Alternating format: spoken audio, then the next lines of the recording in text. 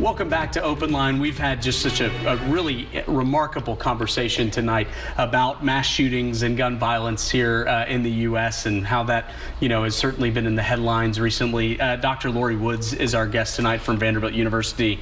And before we have about 7 minutes left with you, wanted to talk about, because a prevailing topic anytime usually after one of these is re-upping the consideration for universal background checks at the federal level. Based off of your research, for one, how would that potentially work if it ever got across the finish line, which of course that's part of the conversation too? Right.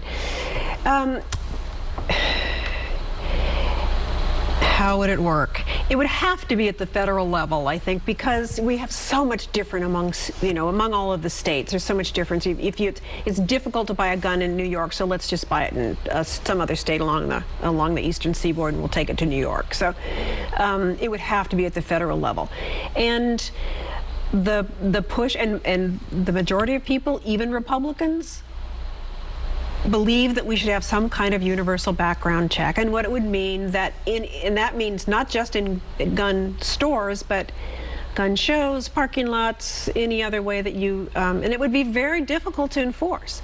A number of years ago, ATF, when it was just ATF before they added explosives on the end, they actually put that in their budget for universal background checks, but whatever it was, $5 million or dollars or whatever it was, and their budget was approved minus $5 million, so they weren't able to do it.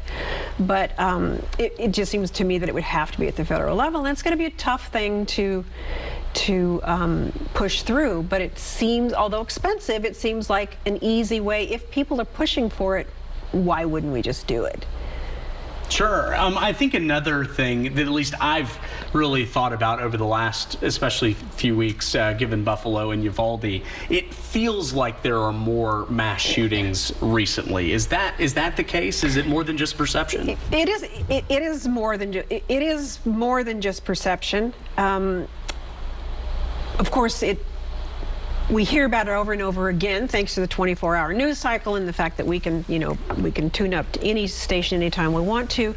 But there have been increasing, and the fear is that when there is a mass shooting, then there's going to be another one because someone says it, inspires them. It doesn't make someone do it, but it might inspire someone that was leaning that way. So it feels like there are more, and there are in fact more. We used to say after Columbine that mass shootings are very rare. That was just an anomaly, and that's not going to happen again. But we know that that's not true anymore. Absolutely. I want to bring Steve into the conversation. I understand, Steve, you have a question. Go ahead. Yes. My question is that I'm not Republican or Democrat, but the question I have is why is that we're so fast when these shootings happen that we put it on mental illness? Thank you, Steve. Yeah, because that is an easy box to put people in, to say it must, as I said before, you'd have to be crazy to do that, so let's just say that it's mental illness. And we can put that people in the box, and we can say it's those people who did it, because if we really want to fix it, it's much bigger, and we're going to have to also look at ourselves and look at society and say, what are the things that contribute to this person or people who do these kinds of things? Their anger, their poverty, anything that can contribute to their situation. We don't want to do that. We want to say, oh, it's those people. It could never be us, and it makes it much easier to say, oh, it's the mental illness. But that's not true.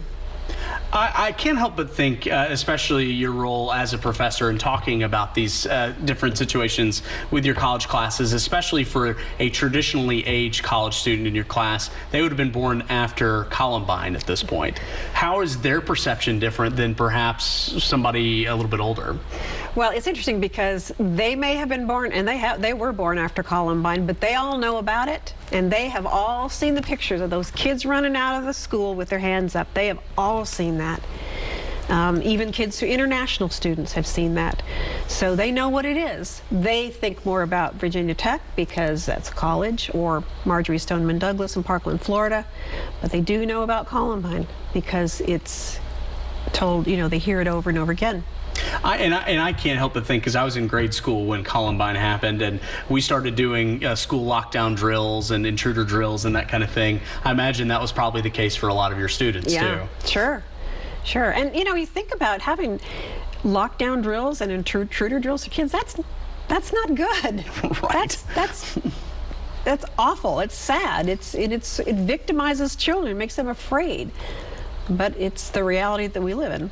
Sure, absolutely. We're starting to be short on time here, so I guess, is there any prevailing message that you'd want somebody watching tonight just to even maybe consider when they're thinking about this kind of hard topic to think about? That you can't become complacent. If you feel strongly about this sort of thing, and you should, then next month when something else is on the news and you're thinking about that, you can't forget. You can't forget about those kids. You can't forget about the Newtown kids or any of those people. And they're not all children who've been killed. There've been plenty of mass shootings. You can't give up. You can't just say, oh, well, it's okay. It's not going to happen again. It's not going to happen to me. I'm all right. If you want change to be made, you're going to have to just keep after it. And as someone who has a background in law enforcement, what do you think law enforcement's role in maybe all of this as well? Well, law enforcement is not happy about all the assault-type rifles that are out there. They're not happy about all of the people who are carrying guns out there. So it's made their jobs a lot tougher. When that, in this state, where open carry became law, that really made it hard for law enforcement, because where you and I can now open carry if we want to, so can those people that we're afraid of. And we can't do anything about it, and the cops can't do anything about it unless they commit a crime or they're a convicted felon or, one of the categories. So they're stuck. We're going to have to let that be the last word. Thank you so much. A few final thoughts after this break.